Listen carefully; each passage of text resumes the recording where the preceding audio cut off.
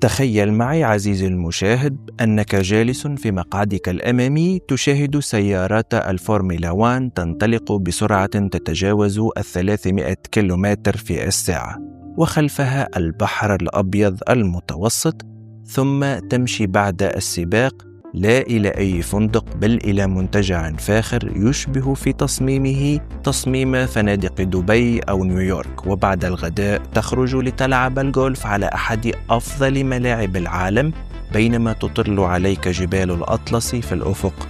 هذا ليس حلما ولا إعلانا سياحيا، هذا هو ما يبنيه المغرب الآن بشكل حرفي وبأموال تقدر بمليارات الدولارات. فالمغرب لم يكتفي بأن يكون أول وجهة سياحية في أفريقيا بأكثر من 20 مليون سائح في السنة الماضية، بل أصبح يركز على نوعية السائح الذي يزوره وقدرته المالية على الإنفاق.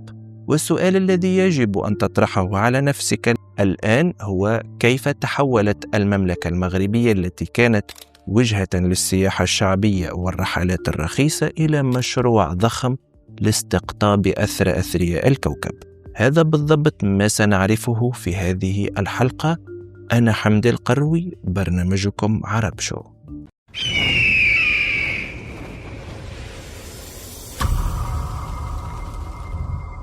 لنبدأ من الأرقام لأنها أحيانا تقول ما لا يقوله الكلام. في عام 2025 لوحده استقبل المغرب كما قلنا قرابة 20 مليون سائح، وهو رقم تجاوز بشكل صريح وواضح الهدف الذي كانت الحكومة المغربية قد وضعته في خارطة طريقها للفترة بين 2023 و 2026، إذ كان الهدف المحدد آنذاك هو بلوغ 17.5 مليون سائح في أفق 2026. وبمعنى آخر تجاوز المغرب هدفه السياحي بمدة تقارب السنتين قبل موعده، وفي الوقت ذاته حققت عائدات السياحة بالعملة الصعبة مستوى قياسيا بلغ 138 مليار درهم، ما يعادل 14 مليار دولار، بزيادة نسبتها أكثر من 20% مقارنة ب 2024. لكن الأكثر أهمية من الأرقام الكبيرة هو السؤال الذي طرحه المغرب الآن على نفسه: كيف نرفع قيمة السائح الواحد بدلا من الاكتفاء برفع عدد السياح؟ وهذا السؤال هو مفتاح فهم كل ما يحدث اليوم في المملكة. بالتالي المغرب لا يريد أن يكون وجهة للرحلات الرخيصة فقط لأن هذا النوع من السياحة مطلوب، ولكن يجب أن يتم تنويع المشهد ويعرف تجربة السفر الراقية في المنطقة بأسرها. وهذا التحول ليس مجرد شعار أو خطاب رسمي، بل هو مسار بالغ التفصيل يتجلى في 3 محاور كبرى، وهي الفورمولا 1 أي سباقات السرعة وما يشملها، وسياحة الجولف، وثورة الفنادق الفاخرة، وسنتحدث عن الثلاثة الآن في وقت واحد. ولكن قبلها يجب أن نعرف أن المغرب بات منذ 2025 في المرتبة 13 عالميا من حيث تدفق السياح، وهذا النمو السريع في أعداد السياح يذكرنا بالتجربة التركية. فتركيا قبل 20 سنة لم تكن ضمن حتى أكبر 20 دولة من حيث عدد السياح الوافدين لديها، ولكن اليوم تركيا من بين ال5 الكبار في مجال السياحة. ويبدو أن المغاربة درسوا التجربة التركية التي صعدت مع عدة نماذج أخرى على رأسها نموذج دبي لتكوين نموذج خاص بالمملكة، لتشق المملكة طريقها لتكون بين أفضل 10 وجهات سياحية في العالم بإذن الله. ولنبدأ الآن بأكثر الركائز السياحية الجديدة إثارة وجرأة، والتي يمكن أن تغير صورة المغرب بأكمله في ليلة واحدة أمام مئات الملايين من المشاهدين حول العالم. فالمغرب يريد أن يستضيف سباق الفورمولا 1، وليس بطريقة عابرة بل من خلال مشروع ضخم تبلغ قيمته 1.2 مليار دولار على أرض تبلغ مساحتها 20 كيلومترا جنوب مدينة طنجة. والرجل الذي يقود هذا المشروع هو إريك بوليه، الرئيس السابق لجرام بيري الفرنسي والمدير السابق لفرقتي ماكلارن ولوتوس في الفورمولا 1. وهو يصف هذا المشروع صراحة بأنه أبو ظبي مصغرة، لأنه لن يكون مجرد حلبة سباق بل نظام سياحي متكامل يضم منتجعات فندقية فاخرة ومارينا للقوارب ومجمعات ترفيهية ومولات تجارية وحديقة ترفيهية، كل هذا مصمم ليستقطب الزوار ليس في يومي السباق فقط بل طوال أيام السنة. والحلبة المقررة ستكون بمواصفات الدرجة الأولى من اتحاد FIA، أي المستوى المطلوب لاستضافة سباقات الفورمولا 1 الفعلية. ولعلمكم الأموال الخاصة تتجاوز 800 مليون دولار، وهي مضمونة مسبقا والباقي مرهون بالموافقة الحكومية. وإذا أعطيت إشارة البدء يمكن أن تنطلق أشغال البناء في غضون أشهر قادمة، والهدف هو تنظيم أول سباق قبل نهاية العقد الحالي، ربما في 2027 أو 28. وما يعزز جدية هذا المشروع أن الرئيس التنفيذي للفورمولا 1 ستيفانو دومينيكالي أقر شخصيا بوجود محادثات مع دول إفريقية بشأن هذه المسألة، مشيرا إلى رغبة الرياضة الملكية في العودة إلى القارة السمراء بعد غياب دام لأكثر من 3 عقود منذ آخر سباق في جنوب أفريقيا عام 2093، وما يجعل المشروع المغربي الأقوى من بين المنافسين الأفارقة ومنهم جنوب أفريقيا ورواندا هو الموقع الجغرافي الاستثنائي لطنجة التي تبعد عن أوروبا مسافة تقل عن 15 دقيقة، فضلا عن ميناء طنجة المتوسط الذي يعد واحدا من أكبر موانئ العالم، وسيوفر دعما لوجستيا لا مثيل له لفرق السباق والمعدات. لكن الفورمولا 1 مجرد تاج، والقاعدة التي يبنى عليها هذا الصرح السياحي الفاخر هي قديمة وراسخة وتتجدد بوتيرة متسارعة، وهي سياحة الجولف. الجولف في المغرب ليس ظاهرة حديثة، بل إنه منذ عقود كان أحد أعمدة استراتيجية استقطاب الأثرياء، وتحديدا الأوروبيين القادمين من فرنسا وبريطانيا وإسبانيا وألمانيا. اليوم تنتشر الملاعب المخصصة عبر مراكش والرباط وأكادير والجديدة وطنجة والسعيدية، وقد وصل عددها إلى 10 ملاعب مصممة بأيادي أشهر المعماريين في هذا المجال، من بينها ملعب مازيكان الذي صممه غازي بلاير الأسطوري. وما يميز الجولف المغربي عن منافسيه في منطقة البحر الأبيض المتوسط هو المزج الفريد بين ما هو رياضي وما هو ثقافي، فأنت لا تلعب فقط على ملعب عالمي، بل تجد نفسك محاطا بالجبال والبحر والصحراء والمدن العريقة في آن واحد. والمغرب يؤمن بأن رياضة الجولف من الجمهور ذي الإنفاق المرتفع، ويمثلون بالنسبة له ذهبا سياحيا حقيقيا، لأنهم يمكثون فترات أطول وينفقون أكثر ويعودون بانتظام. ولهذا أعلن المكتب الوطني المغربي للسياحة عن شراكة استراتيجية مع مجموعة كانال بلوس الفرنسية العملاقة لإنتاج وبث برنامج سمعي بصري كامل بعنوان إيزي درايفر مروك، يتكون من 8 حلقات تغطي أبرز ملاعب المملكة ووجهاتها في مراكش والرباط والدار البيضاء وأكادير وفاس وطنجة والسعيدية، وسينطلق بثه على قناة كانال بلوس جولف المخصصة لتصل الصورة المغربية مباشرة إلى ملايين المشاهدين الأوروبيين من عشاق الجولف والسفر الراقي. وهذا النوع من المحتوى الموجه بدقة إلى شريحة سياحية بعينها هو ما يميز استراتيجية المغرب اليوم عن الترويج التقليدي العام. فجلب الأثرياء إلى المغرب لإنفاق أكثر من $1000 ربما أو 2000 أو حتى 3000 دولار سينعكس على المداخيل الاستراتيجية للمغرب بالعملة الصعبة. فكما نعلم ينفق السائح في المغرب ما متوسطه $700 أمريكي في الرحلة الواحدة إلى المملكة، وهذا الرقم لا يعجب الآن المسؤولين المغاربة رغم أنه رقم محترم إذا قارناه بدول المنطقة. فمثلا في تونس ينفق السائح أقل من $300 بقليل في المتوسط، وهو أقل من نصف ما ينفقه السائح في المغرب. ورغم هذا يطمح المغرب لرفع متوسط الإنفاق للسائح الواحد ليبلغ $1500. وعلى أهمية هذه الأرقام والخطط، إلا أن جلب أثرياء العالم لا يقاس بقدرتهم على الإنفاق خلال قدومهم إلى المغرب، بل في إقناعهم بالاستثمار في المغرب. فيكفي أن يأتي ثري واحد من أثرياء العالم ويقلب المشهد الاقتصادي في المملكة. عبر استثماراته. فنحن نعلم اليوم يوجد عدة أثرياء يمتلكون ثروات تتجاوز الناتج الداخلي الخام السنوي لعدة دول وازنة في المنطقة.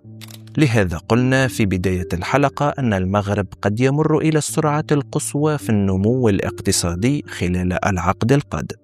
والمحور الثالث في هذه المعادلة هو الثورة الفندقية الهادئة التي تجرى على أرض المغرب منذ سنوات.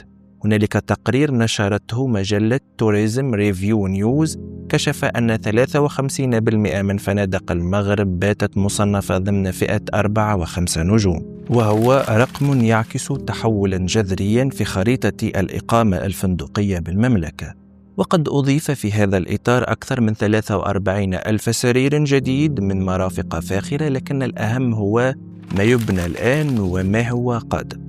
المغرب وضع على الطاولة خطة استثمارية تبلغ قيمتها 4 مليارات دولار لزيادة طاقته الفندقية بنسبة 20% من خلال إضافة 25 ألف غرفة فندقية موزعة على 700 مشروع سياحي لاستضافة كأس العالم 2030 بالاشتراك مع إسبانيا والبرتغال. والمشاريع لا تقتصر على مراكش والدار البيضاء وفاس وطنجة، بل تمتد إلى مناطق كانت حتى وقت قريب بعيدة عن أضواء السياحة الدولية كالساحل الأطلسي الجنوبي، حيث يجرى تطوير مشروع الجويرة الساحلي بشراكة إماراتية ليتحول هذا الجيب الهادئ قرب الحدود الموريتانية إلى قرية سياحية فاخرة تجمع بين الفيلات والشاليهات وفنادق الدرجة الأولى والخيام الصحراوية الفاخرة ومارينا ومرافق رياضية ومراكز للمؤتمرات.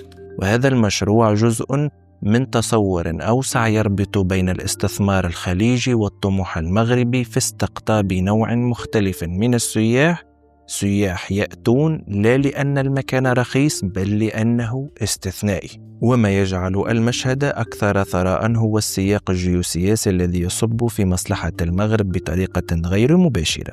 فالحرب في الشرق الأوسط أعادت رسم خريطة السفر العالمية، وأفادت بذلك وجهات مستقرة كالمغرب بشكل مباشر. تقارير متخصصة روسية تشير إلى أن السياح الروس الذين كانوا يتجهون تقليديا نحو دبي أو الدوحة أعادوا توجيه رحلاتهم نحو مراكش وأكادير، مع ارتفاع في نسب حجز الرحلات الجوية إلى هذين الوجهتين بنسبة تتراوح بين 10 و20% لدى بعض شركات الطيران. فيما أطلقت شركات طيران أوروبية جديدة خطوطا مباشرة نحو المغرب من مدن كزيورخ.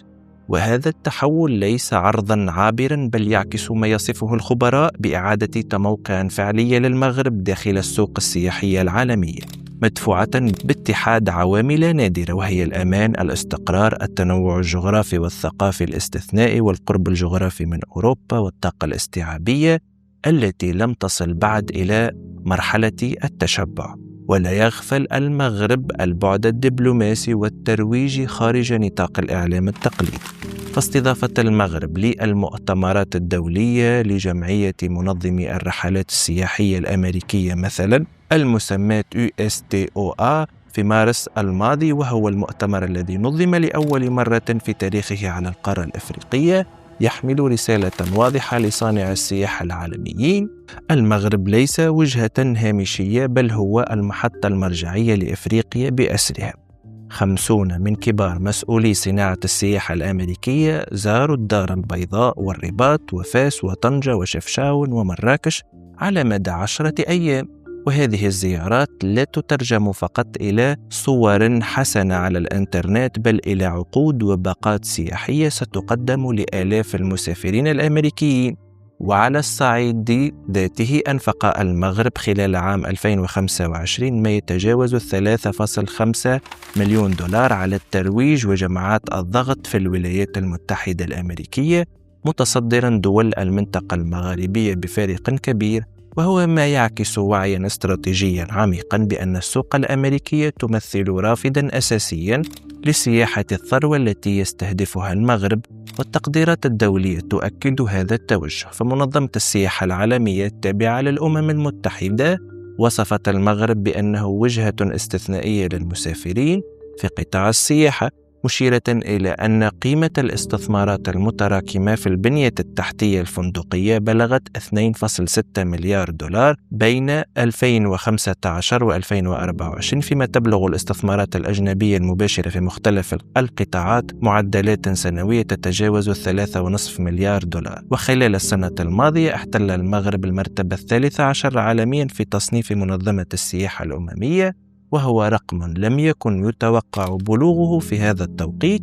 وفي نوفمبر 2025 كرمت جوائز السفر الدولية المغرب بلقب وجهة العام، وهو التكريم الذي جاء في بروكسل قلب أوروبا أمام أكثر من 1000 متخصص في صناعة السفر. أما الشركة الإسبانية للملاحة البحرية باليريا فقد قالت ما يكفي بلغة الأرقام: المغرب أصبح رسميا أول سوق دولية لها، وارتفع حجم النقل الدولي مع المغرب بنسبة 68% في عام 2025 لوحده، ليقارب 2,000,000 مسافر عبر البحر. والأهم هو أن الشركة تستثمر في بناء عبارتين سريعتين تعمل بالكهرباء بشكل كامل في إطار أول ممر بحري أخضر بين إسبانيا والمغرب، وهو ما يكشف أن الحركة بين البلدين تكبر بسرعة مقلقة للمنافسين المباشرين للمملكة. بالتالي المغرب أنفق الأموال لدى جماعات الضغط لتأمين مصالحه وحسن جودة فنادقه، ويقوم برفع طاقته الاستيعابية عبر أكثر من 700 مشروع سياحي.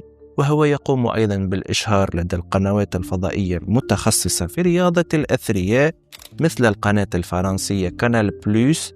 بالتالي من ناحية السياسة والإشهار والعمل على تحسين البنية التحتية والبدء في المشاريع الاستراتيجية مثل ملعب الفورمولا 1 بطنجة، كلها مؤشرات تدل على تحول وشيك في قدرات المغرب السياحية. ورغم كل هذا ثمة سؤال حقيقي يستحق التوقف عنده: هل هذا التحول نحو السياحة الفاخرة مجرد أرقام واستعراض إعلامي، أم أنه تحول هيكلي حقيقي في مفهوم المغرب لنفسه؟ والإجابة التي يقدمها المشهد الراهن تميل بقوة نحو أن ما يجري ليس موجة بل مسار، لأن ما يميز الاستراتيجية المغربية عن غيرها هو أنها تجمع بين الفعل الترويجي والبنية الاستثمارية في آن واحد، فلا إعلان عن مشروع دون سنده المالي، ولا استهداف لسوق دون ذراع دبلوماسية تفتح أبوابها. المغرب يبني منذ سنوات محيطه السياحي بصبر وتدرج، وما نراه اليوم من أرقام قياسية وشركات كبرى وخطط جريئة هو ثمرة ذلك البناء الذي لم ينتظر كأس العالم 2030 ليبدأ، بل بدأ قبله بسنوات. وربما يكون السؤال الحقيقي الذي علينا أن نطرحه في الحلقة القادمة هو: هل سيستطيع المغرب أن يوزع ثمار هذا النمو الهائل على كامل ترابه وعلى كل طبقاته الاجتماعية؟ لكن هذا حديث آخر. أرجو أن أكون قد وفقت في نقل المعلومة. أراكم في الحلقة القادمة إن شاء الله.